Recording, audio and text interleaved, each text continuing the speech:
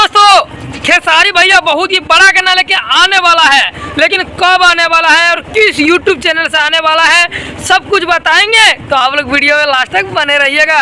चलिए दोस्तों, आज फर्स्ट हम बना रहे हैं खेसारी भैया का ये वीडियो, तो आप लोग इस वीडियो को पूरी लास्ट तक देखिएगा।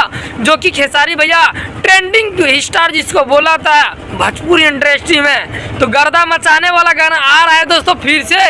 तो आप लोग तैयार हो जाइए इस गाने को सुनने के लिए। दोस्तों टाइटल है खाली होवे रंगीला। ये गाना देखिए दोस्तों आएगा 6:30 में। खेसारी म्यूजिक वर्ल्ड से गाना को रिलीज किया जाएगा दोस्तों। बहुत ही गर्दा गाना है, तो आप लोग तैयार रहिएगा। कल 3 फरवरी को, ठीक है, कल है मतलब इस गाने को सुबह 6:30 में रिलीज कर दिया जाएगा।